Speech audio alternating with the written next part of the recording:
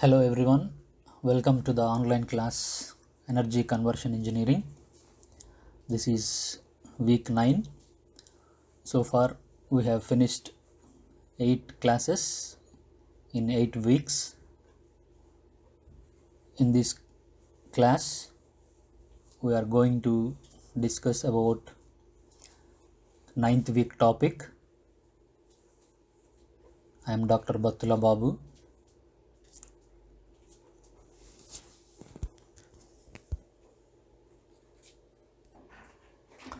In our classes, we are dealing with energy conversion engineering along with energy conversion methods, energy storage,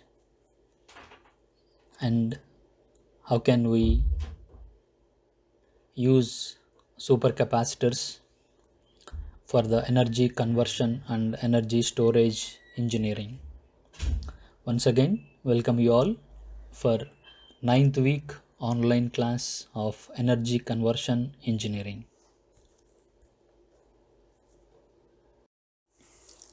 This is the detailed topics of our online class. As you all know, we have 15 classes and we covered 8 topics from outlines of the course to preparation of electrode materials for supercapacitors. In these 8 weeks, we covered many topics from scratch of energy resources and energy conversion, energy storage to supercapacitors. We all know that supercapacitors are ideal capacitors which are used to store more energy than capacitors and more power than batteries. And we studied about capacitors as supercapacitors or the bridge between capacitors and batteries. And supercapacitors have many applications when compared with capacitors and batteries. It has several advantages when compared with capacitors and batteries. We also discussed about the principle of supercapacitors. How can a supercapacitor will be charged? How a supercapacitor is discharged? What is the mechanism of storing charge? What is the role? We discussed many topics. And also we discussed about the construction of a supercapacitors. So what are the components of supercapacitors and how we construct? We know that there are three major components in supercapacitors: electrodes, electrolyte, and separator. Here in supercapacitors, separator acts as a dielectric medium in capacitors. And also we discussed in our previous classes about the double layer capacitance. We know that a double layer is formed at the interface or at the junction between electrode material and electrolyte. So we clearly discussed about that. And then we discussed about the types of supercapacitors. How can we classify? On what basis we classified the supercapacitors? On the basis of formation or on the basis of principle, we classified supercapacitors into three categories. electric double layer capacitance, pseudo capacitors, and hybrid supercapacitors. We all know that in electric double layer capacitors, that is in EDLCs, we used electrode materials as carbon materials. We used only carbon based materials for the electrode materials like activated carbon, carbon nanotubes, graphene. So, like these carbon based components we used as electrode materials for EDLCs. And then coming to the supercapacitor, pseudo capacitors. In the pseudo capacitors, we used two kinds of materials as electrode active materials. One is metal oxides and other one is polymers. So these two kinds of materials are selected or adapted to prepare active material for the pseudo capacitors. When compared with EDLCs, pseudo capacitors have chances for storing more energy due to the Faradic process. In EDLCs, it can store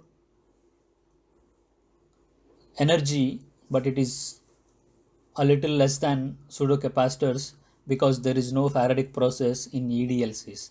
But EDLCs have more cyclability when compared with pseudo capacitors. Pseudo capacitors have less cyclability due to the Faradic process, due to the redox reactions. Coming to the third category, that is hybrid supercapacitors. In hybrid supercapacitors, it is the mixing of, or it is the combination of EDLCs and supercapacitors. That means one electrode was prepared by using carbon based material like activated carbon, graphene or carbon nanotube, and the other side of electrode, then the opposite electrode prepared by using either polymer or metal oxides, so that the hybrid supercapacitor have chance to increase the cyclability and also more energy storage.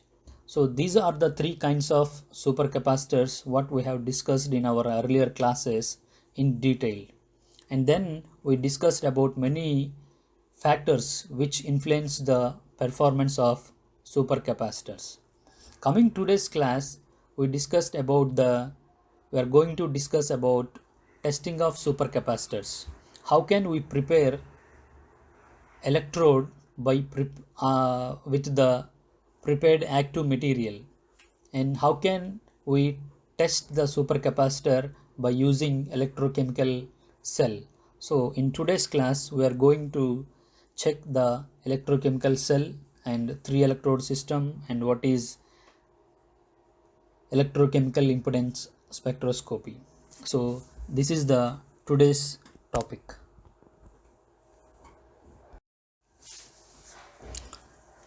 Coming to the today's class, we are going to discuss in detail about what is electrochemical cell, how can we construct electrochemical cell, what are the components of electrochemical cell, and how we connect all the components to test supercapacitors. And for that we are using nowadays three electrode system to test the supercapacitors. So we are going to discuss about three electrode system and its components and its connections, and then we are going to discuss about one of the very important test for supercapacitors, that is electrochemical impedance spectroscopy. And this is essential and very good characterization to know the electrodes working and the electrodes properties. And then we discussed about equivalent circuits. So equivalent circuits are a simulation like and or fitting to the data what we are get from electrochemical impedance spectroscopy.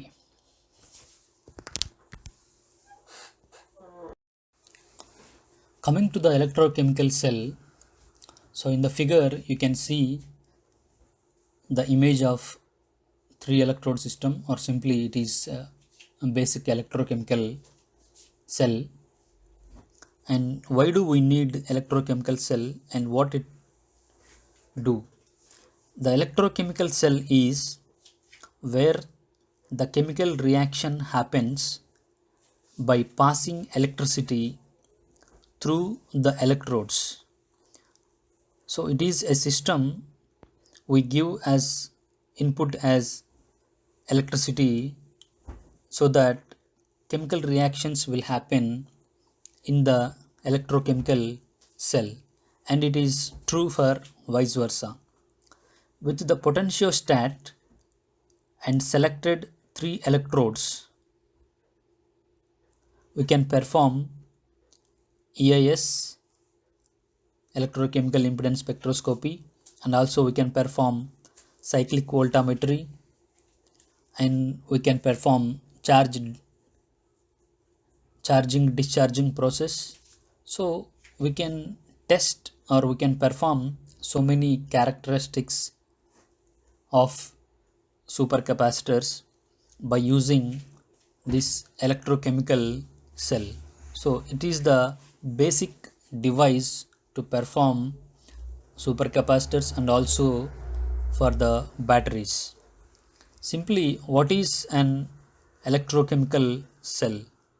An electrochemical cell is a device that is used either to generate electricity from a spontaneous chemical reaction or that uses electricity to drive a non-spontaneous chemical reaction. So basically it is a device where chemical reactions happen by external electric supply, or it is a device where the chemical reactions happen and produce electricity as output. So we can define in two ways.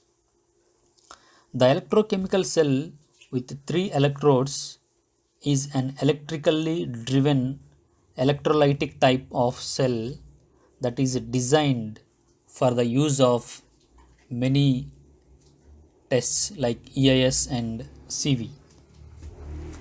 So for a better control and measurement of the current and potential going through the cell during the electricity driven chemical reaction, it is better to use a 3 electrode system to reduce and compensate potential changes caused by large currents passing through the working and counter electrodes.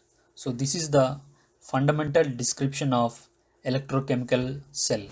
So electrochemical cell is a basic device or a experimental setup to test or to perform the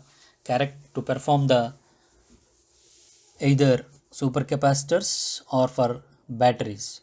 So it is very helpful to study the internal properties of any supercapacitors or batteries.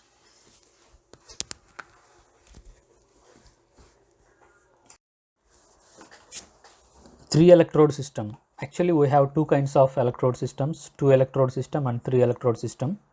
But here we are not discussing about 3 electrode system. 2 electrode system.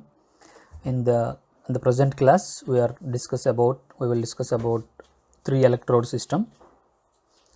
So here in the figure you can observe 3 electrodes from working electrode, reference electrode and counter electrode. So these are the 3 essential electrodes that we are using in 3 electrode system. So every electrode has its own properties and own interest. So here working electrode is the one which we prepared from our active material, and the counter electrode and reference electrode are we purchased from different companies. So only working electrode is we prepare in our laboratories. So okay, let's see. The 3 electrode system consists of a working electrode, reference electrode, and counter electrode, which are all connected to a potentiostat. So in potentiostat is the external device which we used to supply external current or different frequencies to the electrochemical cell. This potentiostat is used to control the electrode potential while recording the change in electrode current with potential, or controlling the current passing through the electrode and then recording the change in electrode potential with current. So we will supply external current through potentiostat to the electrochemical cell. Then again the potentiostat will record the changes happening in the working electrode after passing external circuit. So this is the these three are the basic components. So in addition to all the three working electrodes, we need to add electrolyte. So these three electrodes should dipped into the electrolyte. So this is the basic construction of 3 electrode system, and these 3 electrodes are connected to the potentiostat.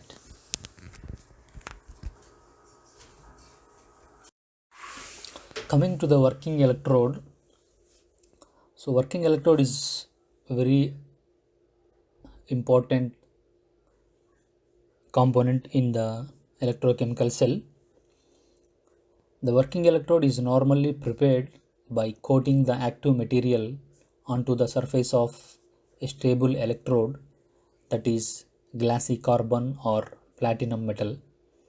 Actually, we prepare different kinds of materials which is good for storing more energy. So whatever the material we prepared in our laboratories, we coat these material, so which we called as active material. We deposited this active material onto the electrode which was prepared by glassy carbon or platinum or gold, like that. So how can the making process is very important for the working electrode, how we prepared working electrode with the material which we prepared by different experiments and different materials. So the preparation of working electrode is very important. So basically what will we do to prepare working electrode with our prepared active material is, the active material is dispersed in a selected solvent, for example water or ethanol or isopropanol or ethylene glycol. So we select based on the properties of our prepared material, we will select different kinds of solvents, and then we dispersed a particular amount of our active material in a particular quantity of solvent, and then we need to mix properly to form like a gel or ink type. So for that purpose we need to stir the solution, or we need to do ultrasonication. So whatever the method we adopted here, our main motivation or main target to prepare a slurry or like solution or ink like solution with the active material and particular solvent. In addition to that, to proper sticking of active material on the electrode, so we need to add some other materials like polymeric binder like Nafion or PDM. We need to add it to the binder as a binder, so that and so it will properly mix by using stirring with small magnetic stirrer, and also by using ultrasonication we will prepare ink like solution, and then we coated with different techniques like doctor blade method or spin coating or drop casting. So by using different kinds of methods we will coat our active material or ink like active material onto the different kinds of electrodes like glassy carbon or platinum metal. So the active material is dispersed in a selected solvent, example water, ethanol, isopropanol, ethylene glycol, until an ink with a uniform dispersion is acquired. Carbon supplements are integrated into this ink if the active material is conductively deficient. So in many cases, our prepared active material may not be sufficiently conductive. So for that purpose, we will add activated carbon, so that the conductivity of the material will enhance. So for this purpose we need to take different kinds of proportions like active material 80%, activated carbon 10%, binder 10%, like that. So we need to fix or we need to optimize the proportions of this combination to make a better conductive material. A desired amount of ink is then pipetted onto the surface of pre-polished electrodes. Often a small amount of polymeric binder, I already mentioned, is incorporated following the ink deposition to prevent the ink from diffusing away into the electrolyte.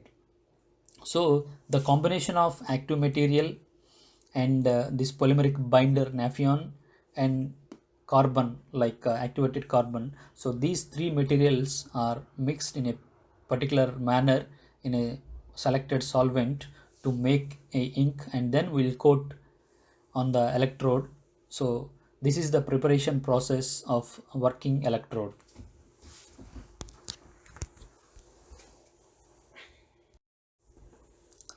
The working electrode represents the most important component of an electrochemical cell. It is at the interface between the working electrode and the solution that electron transfers of greatest interest occur. The selection of a working electrode material is critical to experimental success. Several important factors should be considered while making working electrode. The first one is the material should exhibit favorable redox behavior with the analyte, that means solvent. So ideally fast reproducible electron transfer without electrode fail. So we need to select a proper solvent and it should behave redox reactions very quickly. So that is the first factor. And coming to the second factor, we need to select a potential window. So that means whenever if you give more voltage or more current, so the electrode material or the active material will peel off from the electrode. So that means glassy carbon or platinum. So we need to select a particular potential window based on your material. So potential window is the second important factor. So which the electrode performs in a given electrolyte solution should be as wide as possible to allow for the greatest degree of analyte characterization. And the additional considerations include the cost of the material, its ability to be machined or formed into useful geometries, the ease of surface renewal following measurement, and toxicity. So based on the we need to consider all the things like cost and environmental friendliness. We need to consider many properties to make active material, so which eventually prepared for working electrode.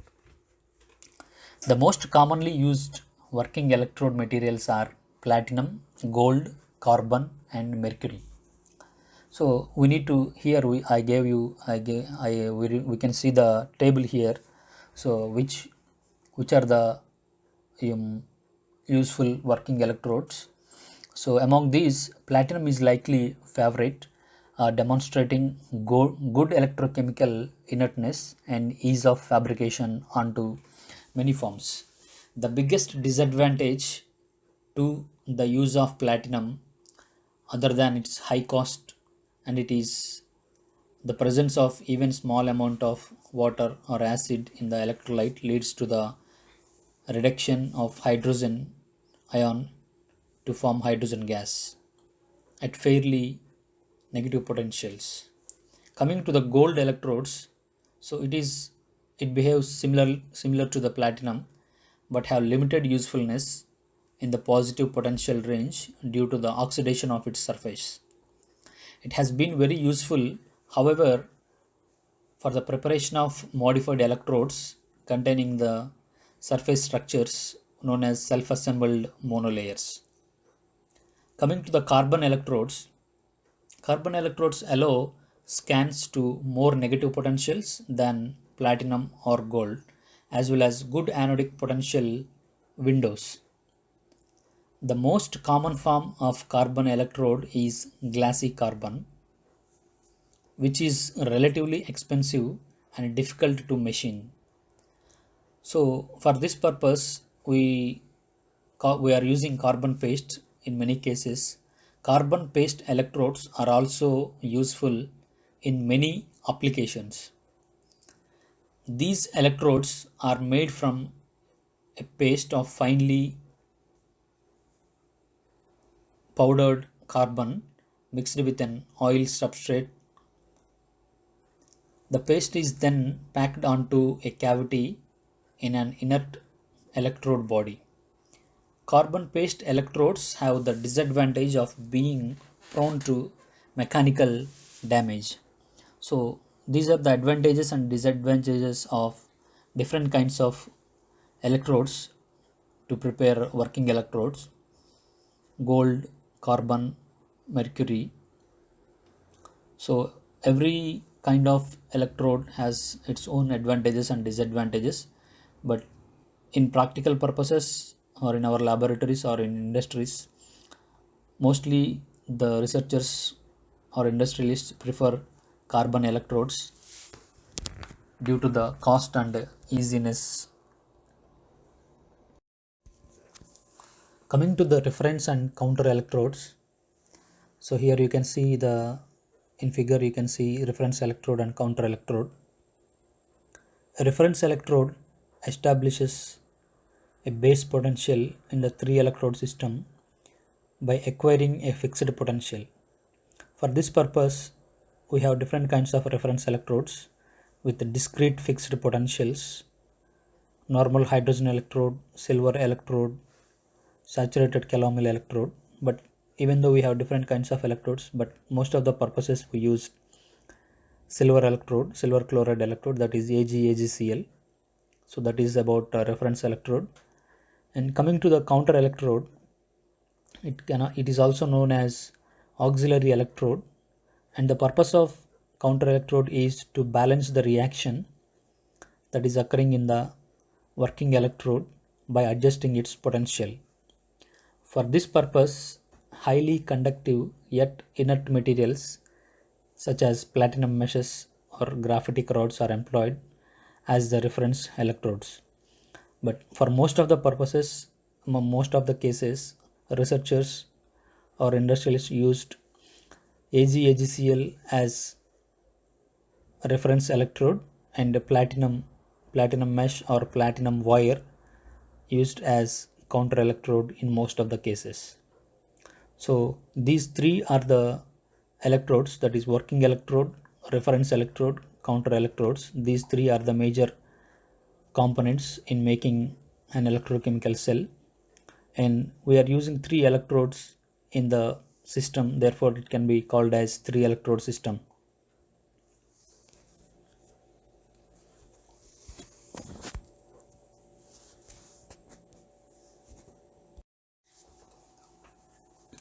Now we'll discuss about EIS, electrochemical impedance spectroscopy. So before going to learn about electrochemical impedance spectroscopy, we need to know what is impedance. The terms resistance and impedance both denote an opposition to the flow of electrons or current. So we all know that resistance means it opposes the flow of electrons in any electrical circuit. Then what is impedance? Here you can see in direct currents or DC currents, only resistors produce this effect. Only resistors can oppose the flow of electrons in DC currents. But in alternation currents, in AC currents, two other circuit elements, that is capacitors and inductors, impede or oppose or resist the flow of electrons. So in direct currents, only resistors oppose the flow of electrons. But in case of alternating currents, in AC currents, we have two more circuit elements, that is capacitors and inductors, which oppose the flow of electrons. So this opposition is called impedance. In direct currents, the flow of electrons, that is by resistors, but in case of alternating currents, we have three circuit elements, all the circuit elements, that is resistors, capacitors, inductors. All these three circuit elements oppose the flow of electrons, and the total resistance in the alternating currents is called impedance. Impedance can be expressed as a complex number where the resistance is the real component and the combined capacitance and inductance is the imaginary component. That means here in direct currents you can simply show the value of resistance in ohms, but in impedance we have a complex number that is real and imaginary. The real part is from resistance and the imaginary part comes from the impedance or opposition from the capacitance and inductance. Capacitors and inductors affect not only the magnitude of alternating current but also its time dependent characteristics, that is phase.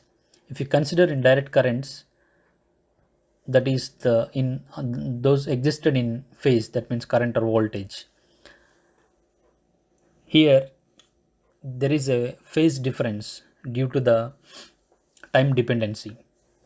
When most of the opposition to current flow comes from its capacitive reactance, a circuit is said to be largely capacitive and the current leads to the applied voltage in phase angle. When most of the opposition to current flow comes from its inductive inductance, a circuit is said to be largely inductive and the current lags the applied voltage in phase angle. In further slides, we will explain clearly about the time lagging or time dependent. So simply, how can we define impedance means? Impedance is a comprehensive expression of any and all forms of opposition to electron flow. We have to remember that all forms of opposition to electron flow. This is happen only in alternating currents, including both resistance and reactance. It is present in all circuits and in all components. So the impedance will come into play in alternating currents.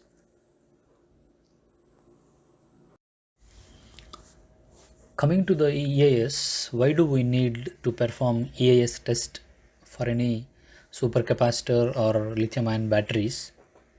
There are many advantages to using electrochemical impedance spectroscopy for the understanding power delivery capability or energy storage mechanism.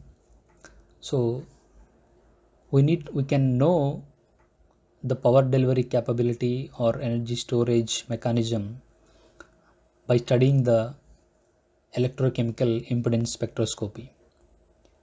EIS can separate and quantify the cell resistance of bulk, interface layer, charge transfer reaction, and diffusion process by a single experiment. So, we need to understand what is the solution resistance and how is the interlayer resistance, how the charge transfer reaction between the working electrode and solution, what is the diffusion process of ions. We all know that electrolyte provide ions, and how these ions react with the electrode material, how it diffuse into the working electrode. So we can know all these parameters by a single experiment, that is EIS. Measuring EIS spectra does not require a battery cell, which is very advantageous in preventing sensitive samples from being contaminated with moisture and oxygen.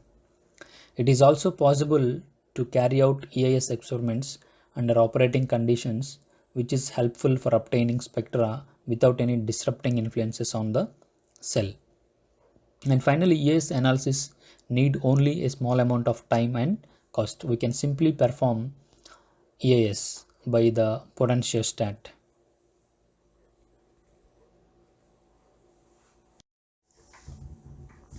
Here you can see the relation between, or the difference between, resistance and impedance. So in direct currents, the resistance is defined by the Ohm's law as E is equal to IR. But in AC, alternating currents, the frequency is non-zero. The analogous equation is E is equal to IZ. Here Z represents the impedance, but whereas in Ohm's law, R represents the resistance. So in direct currents, the resistance is provided from only resistor, but in terms of, in case of alternating currents, here the impedance, that means the total opposition to the current flow from all the three circuit elements, that is resistor, conductors and inductors, capacitors and inductors. So you can see from the figure, in case of DC voltage, how the resistance, and in AC voltage, how the impedance.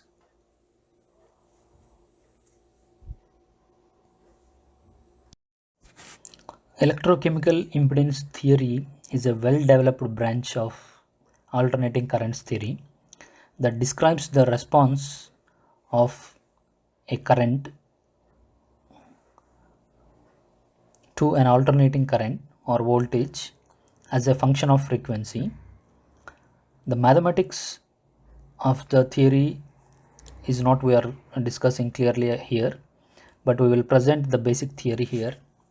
In DC currents, E is equal to IR, we studied previously, and in case of direct currents, E is equal to IR. Using Ohm's law, you can apply a DC potential E to the circuit and will measure resulting current as I, and compute, we can calculate the resistance R.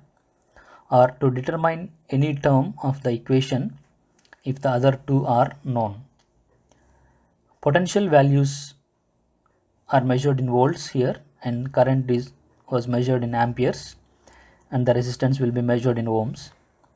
A resistor is the only element that impedes the flow of electrons in a DC circuit.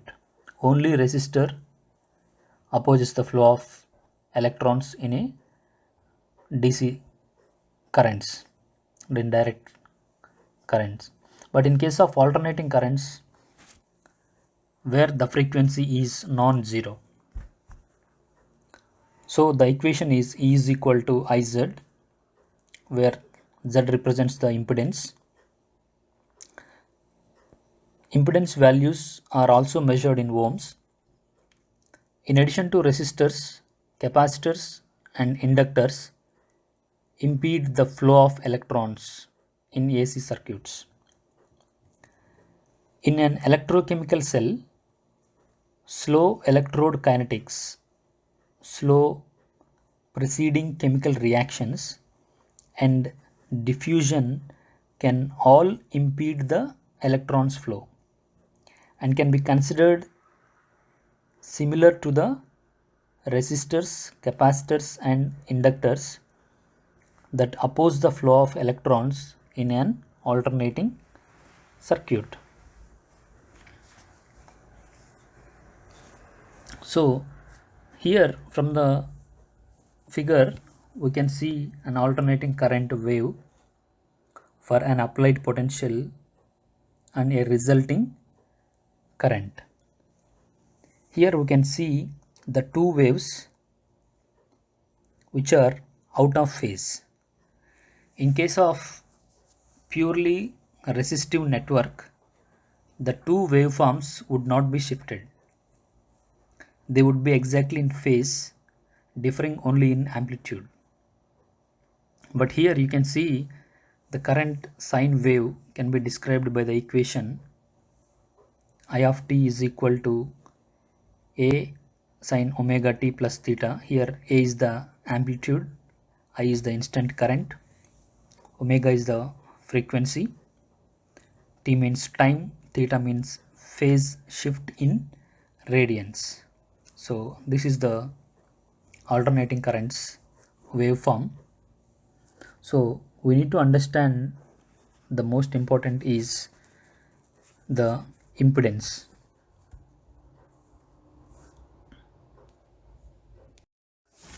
And how can we describe or how can we represent impedance in alternating currents? So we will know from the vector analysis.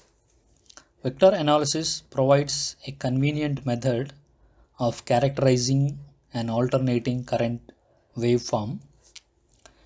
It lets you describe the wave in terms of its amplitude and phase characteristics. For example, here you can see the figures, figure 2, figure 3 and figure 4. These three figures shows vector analysis for the resultant current waveform of the previous figure. The current waveform vector can be graphically described in a variety of waves. Here we have three figures, 2, 3, 4. We'll see about figure 2. It shows the endpoint of vector can be described in terms of x-y coordinate pair formed from in phase x and out phase y components. But in case of figure 3, the vector is defined by phase angle and current magnitude. So in figure 2, so we'll represent only xy coordinates, which means x is in phase and y axis is out of phase. But in figure 3 we defined with an angle, but coming to the figure 4 we show a third kind of approach. So here the axes are defined as real and imaginary. So the real and imaginary components can be handled as a single number in complicated equations if the complex number notation is used. The mathematical convention of expressing quantities in this coordinate system is to multiply the one or imaginary. Using this complex number convention, the alternating current vector can be defined as the sum of its real and imaginary components. For example, let it be, if you consider the current I total is equal to I dash plus I double dash j. So note that the location of the point in figures 2, 3, 4 has not changed. Only the labels on the axis are different. The three different ways of expressing the position of the point xy pair, phase angle, magnitude and real and imaginary coordinates. The real and imaginary components, that means we discussed previously, the real part comes from the opposition of electrons flow from the resistors, and the imaginary part comes from the capacitors and inductors. Here the real component is in phase with the reference waveform and the imaginary component is exactly 90 degrees out of phase. So this allows to use equation 2 to calculate the impedance vector. We know that in alternating currents E is equal to IZ. So which is similar to the Ohm's law in direct currents, that is E is equal to IR, where R is the resistance, but here Z is the impedance. So from this equation Z is equal to E by I. That means, so here we are representing the complex form, that is E dash plus E double dash J divided by I dash plus I double dash J. So where an AC voltage vector E can also be expressed as a complex number. So here we can define E and I similarly to Z. So Z total is equal to, that means the total impedance is equal to real component of impedance plus imaginary component of impedance. So from that, figure 3 and 4, the absolute magnitude of the impedance can be expressed as Z is equal to square root of Z dash square plus Z double dash square, and also the phase angle is tan theta is equal to Z double dash by Z dash. So this is the mathematical representation of impedance, which is quite different from the direct currents resistance. So in here we need to understand the impedance comes from or involved two components, that is real part and imaginary part. Imaginary part comes from the resistor, sorry, a real part comes from the resistor and the imaginary part comes from the capacitors and inductors, and it is represented like E dash plus E double dash J.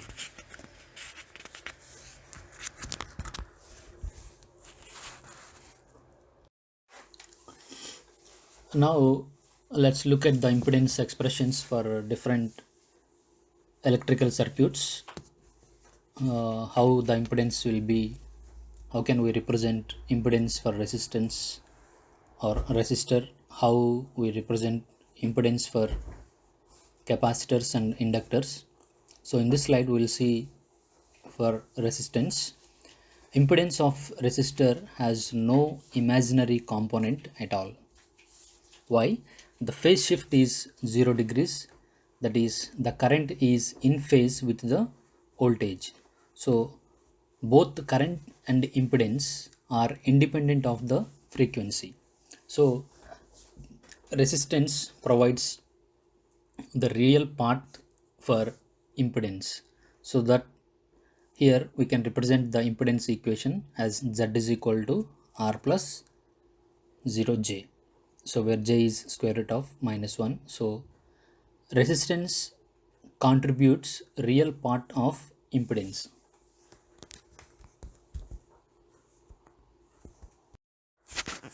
In case of capacitors, the impedance of capacitor has no real component. Its imaginary component is a function of both capacitance and frequency. The current through a capacitor is always 90 degrees out of phase with the voltage across it, with current leading the voltage. So the impedance of capacitor varies inversely with the frequency. At higher frequencies, a capacitor acts as a short circuit. That means its impedance is almost zero. At low frequencies, a capacitor acts as an open circuit, so the impedance is almost infinite. So we need to understand how the impedance of a capacitor acts at higher frequencies and lower frequencies.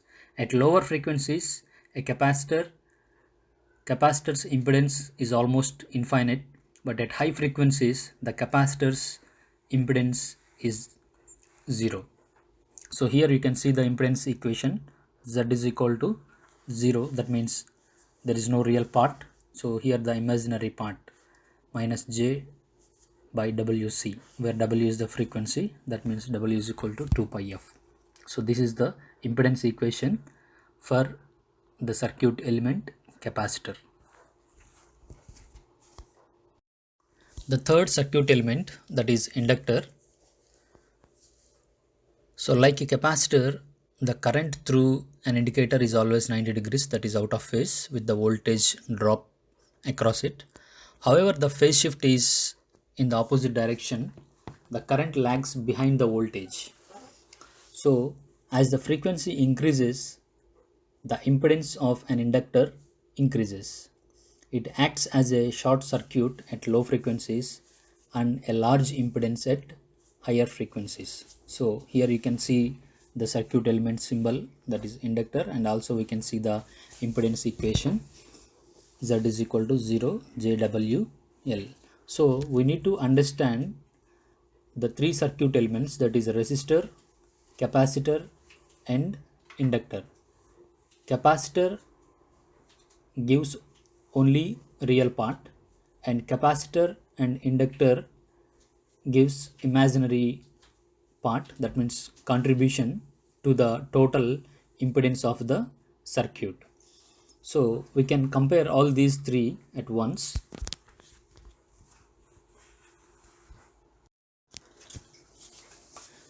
So the impedance of a resistor is independent of frequency and has no imaginary component. With only a real impedance component, the current through a resistor stays in phase with the voltage across the resistor. Coming to the inductor, the impedance of an inductor increases as the frequency increases, and here inductor have only imaginary impedance component. As a result, the current through an inductor is phase shifted 90 degrees with respect to the voltage. This phase shift is quite common, similar to, for the inductor and capacitor. The impedance versus frequency behavior of a capacitor is opposite to that of an inductor. The capacitor's impedance decreases as the frequency is raised. Here you can see the table, the three components, how the current versus voltage in case of direct currents and how it will be in alternating currents, that is impedance. So this table gives the clear information or the difference between the resistance and impedance for all the circuit elements.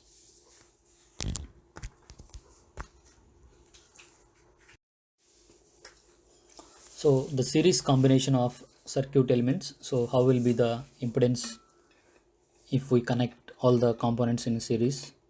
Very few electrochemical cells can be modeled using a single equivalent circuit element. Instead, ES models usually consist of a number of elements in a network. So there are simple formulas to describe if the circuit elements are connected in series or parallel. So there is simple formulas. So for linear impedance elements in series, you can calculate the equivalent impedance form. Here you can see the formula. Equivalent impedance or total impedance is equal to Z1 plus Z2 plus Z3. If you consider three circuits or three cells connected in series, you can calculate the total impedance by using this formula, like total impedance is equal to impedance of the first cell plus impedance of the second cell plus impedance of the third cell. So it is very simple formula to calculate the total impedance of the cells connected in series.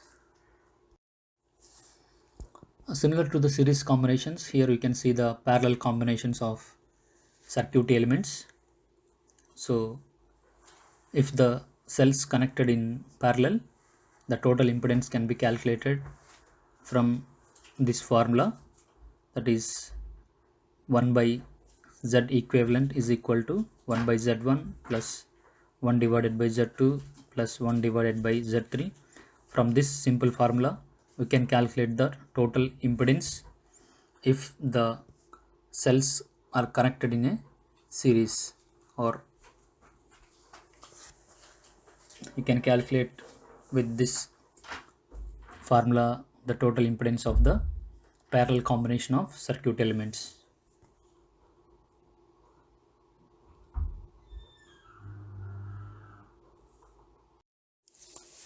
and we need to know which factors affecting the performance of supercapacitor. So likewise here, what are the key factors, or what are the properties which we can know from the EIS test or EIS performance. Here you can see we have different kinds of factors, but here we are going to discuss about these factors, that is electrolyte resistance, double layer capacitance, polarization resistance, charge transfer resistance, and diffusion. So these five are the most important factors we need to consider or we need to study from the EIS. So electrolyte resistance means we need to understand the solvent resistance or solution resistance. We already discussed about the double layer capacitance at electrochemical double layer capacitors, where we clearly learned about the double layer formation, and we'll know we will discuss about one by one, so about these affecting factors.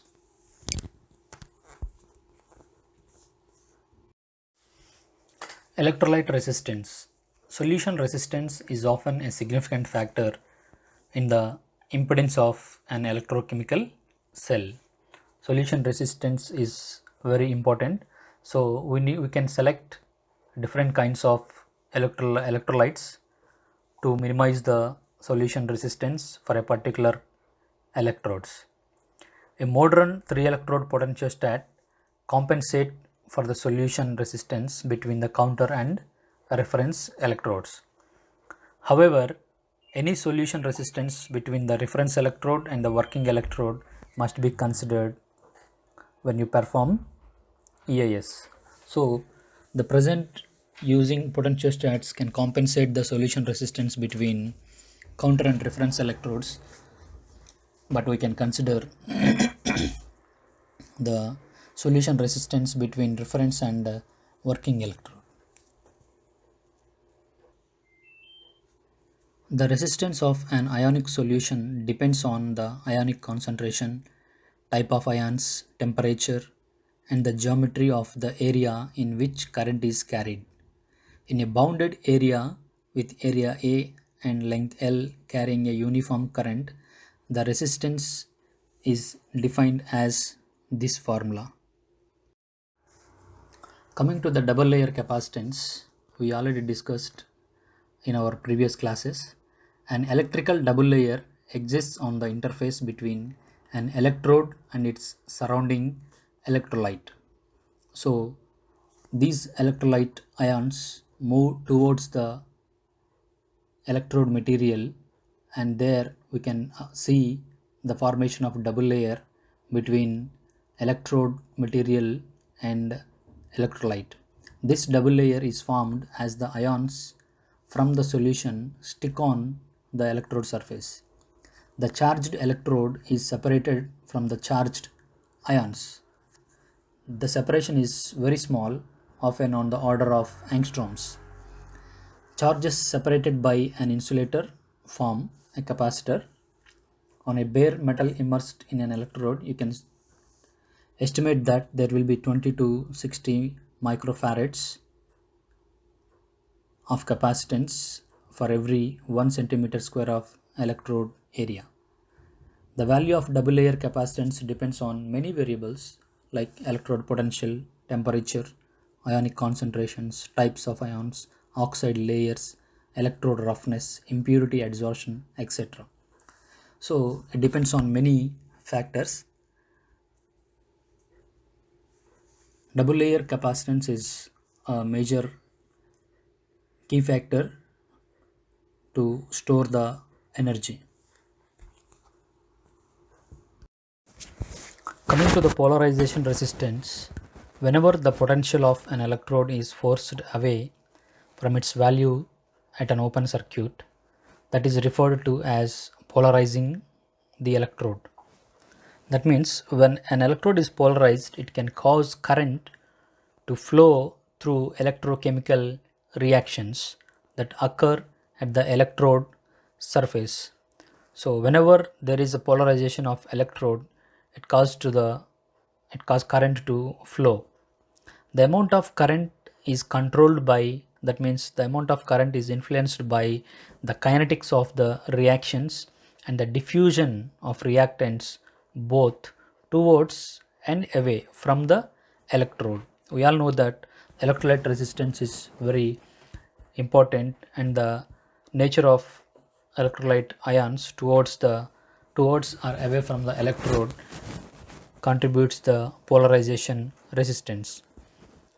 In cells where an electrode undergoes uniform corrosion at open circuit, the open circuit potential is controlled by the equilibrium between two different electrochemical reactions. One of the reactions generates cathodic current and the other is anodic current. The open circuit potential ends up at the potential where the cathodic and anodic currents are equal. So this is about polarization resistance. Diffusion also can create an impedance called Warburg impedance. The impedance depends on the frequency of the potential perturbation. At high frequencies, the Warburg impedance is small since diffusing reactants don't have to move very far.